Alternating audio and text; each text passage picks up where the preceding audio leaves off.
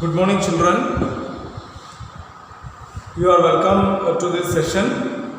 Today, we are continuing the chapter Heredity and Evolution from class 10. Yesterday, we have completed the monohybrid cross, the definition of inherited and acquired traits, and many more. Today, we are beginning with the dihybrid cross. What is a dihybrid cross? A cross involving two traits. A cross involving two traits. A cross involving two traits or characters are called dihybrid cross. Okay? So what is a dihybrid cross? A cross involving two traits. It means two plants with two different traits or characters. Two plants with two different traits or characters are crossed or hybridized. That is called dihybrid cross. A cross between two plants which differ in two traits. For example, if I take a plant,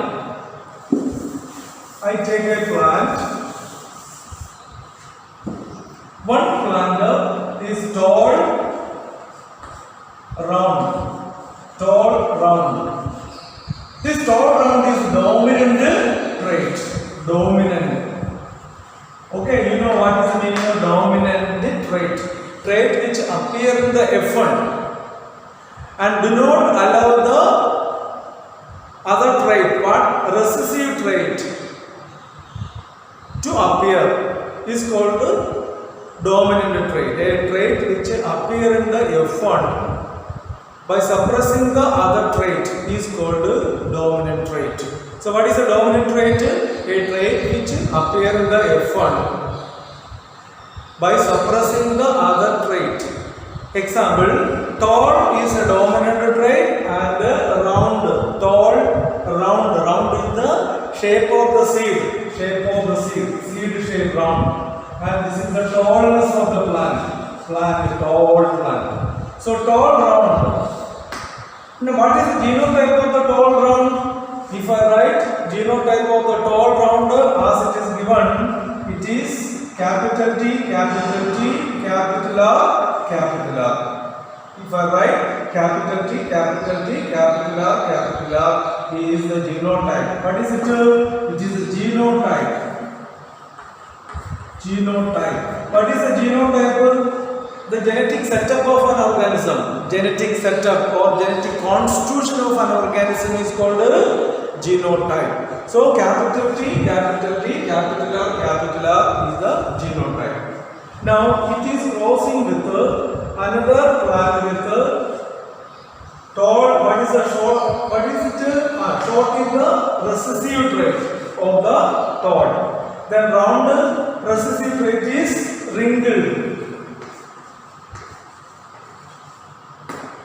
Okay, I am writing the genotype. Small t, small r. Small t, small r. So this is the short wrinkle and it is called the recessive trait.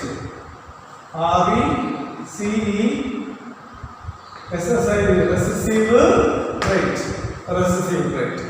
Now you can see meiosis takes place. Here meiosis. Now during meiosis the chromosome number is reduced to half. So only one T will come from these two T's because meiosis the chromosome number is reduced to half. During meiosis chromosome number reduced to half. Out of these two T's only one T segregate or separate. Then out of two capital R, one R only segregate or separate. And capital T, capital R, they come to the gamete. So this is called the gamete. Gametes are written in circle. So we can see gamete. Okay, likewise here also small t and small t due to meiosis. Due to meiosis, only one T will segregate. So meiosis segregate one small t and one small r. They will be circled and form the gamete. So there are two gametes. There are two gametes formed here. You can see that very clearly. And now the gametes fertilize. Fertilization of the gametes. It forms capital T, small t, capital R, small r. This is called F1. F1 generation. What is this F1? All F1 were tall round. All F1 were tall round. You can see F1 complete tall round. What is F1? First filial generation. First row generation. This is the first row generation. So now we can understand that self-pollination. Now the next is self-pollination and self-fertilization. Self-pollination. So self-pollination we will be writing like this: capital T, small t, capital R, small r into capital T, small t, capital R, small r. Here also meiosis takes place. Meiosis happens. So this, out of these two T's, one T separate. You can see one T separate. And out of these two R, one R separate. So capital T, capital R. Next, here capital T again. Capital T will combine with the small r. Capital T, small r. I am writing with another color. Capital T, small r. Okay. Now with another color, small t, capital R. Small t, capital R. And then finally small t, small r. Small t, small r. Small t, small r. Here also the same. We can see capital T, capital R. Capital T, small r. Small t, capital R. Small t, small r. So now each of these gametes fuses with this. So what is this? 4 raised to 2. 4 into 4. How many? 4 into 4. How many offspring? 16 offsprings are formed. 16 offspring. So in the F2 we can write 16 offspring. In the ratio 9 is to 3 is to 1.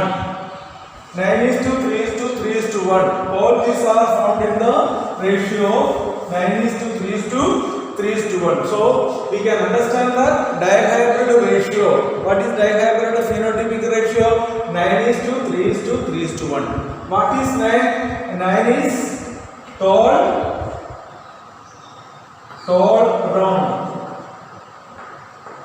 Then 3 tall, wrinkled.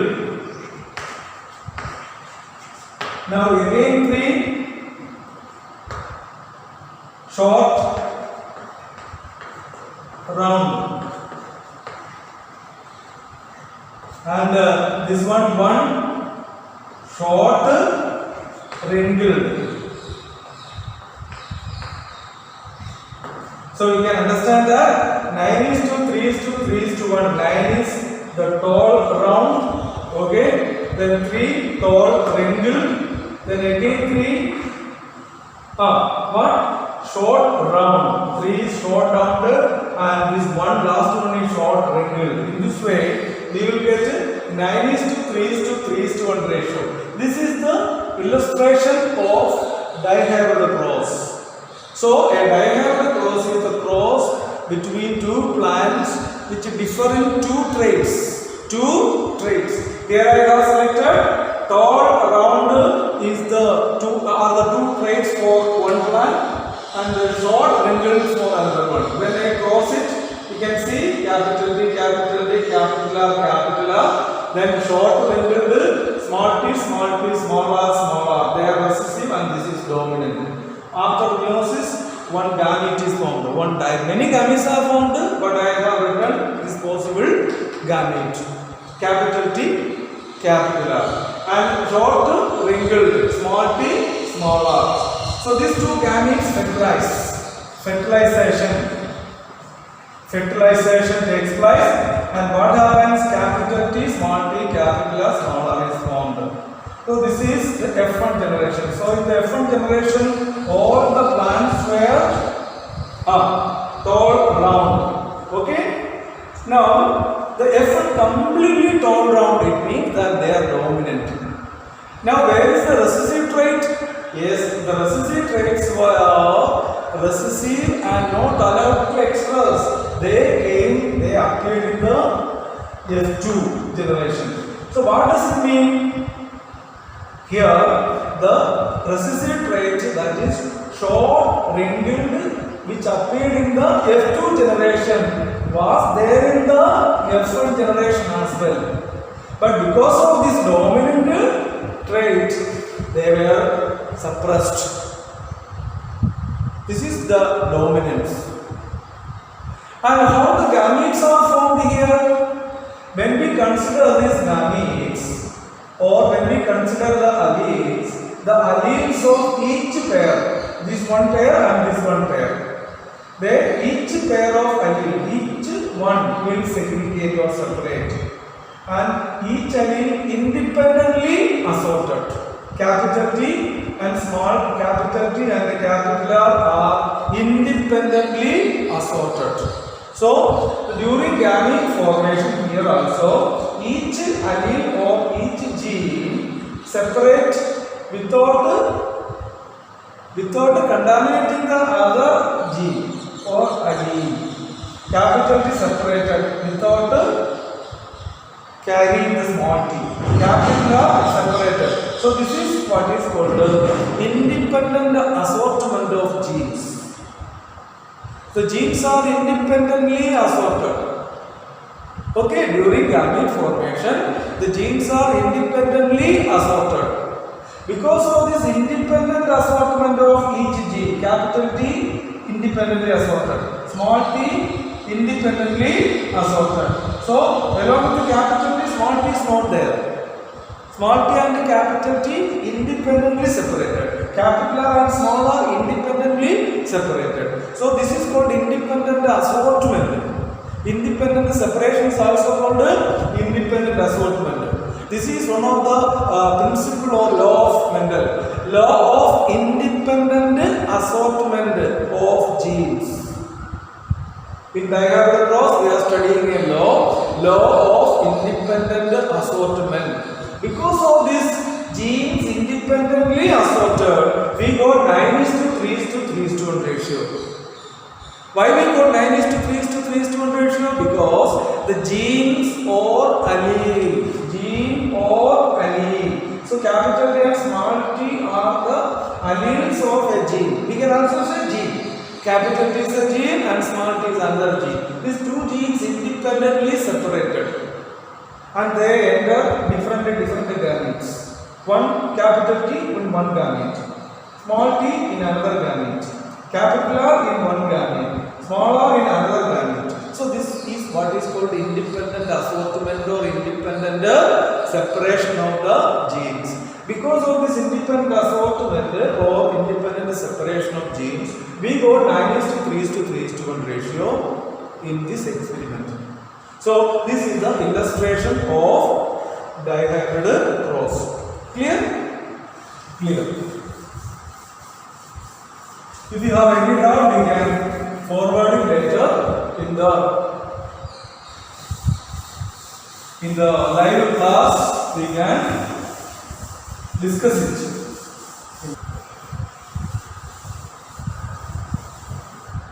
Now we are coming to the another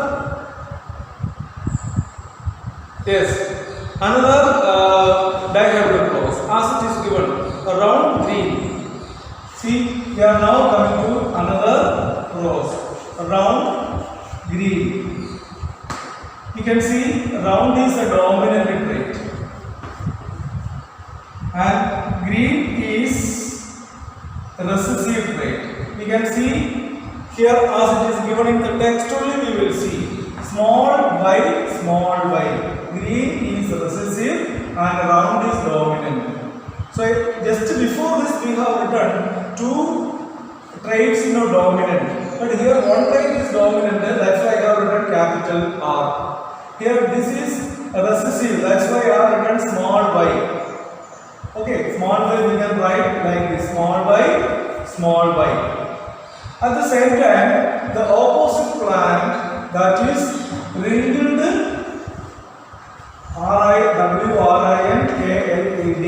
wrinkled, green, yellow. Wrinkled is the recessive trait. I am writing small r. And this one yellow, I am writing capital Y. This is dominant and this is recessive. So here we say one trait is dominant, other trait is recessive. This trait is recessive and this trait is dominant. Now meiosis takes place. In this plants meiosis takes place. After meiosis we can see the gametes form. One gamete. What is that gamete? Because of meiosis, half number of chromosomes, capital R and this small y. Okay. Now we are coming to another one here. Meiosis takes place here as well. After meiosis, we can see the genes separate, half number of chromosomes, small r, then capital Y. Now fertilization. After fertilization, you can see the F1 is formed. You can write like this: capital R, capital Y, small y. This is called F1 generation. What is F1 generation here? All F1 individuals were round yellow. Why it is round and yellow? Because capital R is the dominant trait and capital Y is another dominant trait. So because of the dominant traits are present, the plant appear dominant character or trait. So it is round yellow. The F1 is round yellow. F1 is round yellow. So in the presence of this dominant genes, the small r and small y are suppressed. They are called recessive genes. Okay. Now we are writing self-pollination. Self-pollination. So after the self-pollination, we can write like this: capital R, capital Y, small y into again capital R, capital Y, small y. Now what is the gamete? Here meiosis again take place. And we can write the genes are independently assorting now. Capital R independently separated. Capital R independently separated from small r. Then capital Y. So capital R, capital Y. Okay. Then another one, capital R, small y. Capital R, we are writing capital R, small y. Another one. The small r, capital Y. Small r, capital Y. Clear? Now another one, small r, small y. So in this way, the gametes are formed which contain the genes which are independently separated. So these capital R and small r independently separated.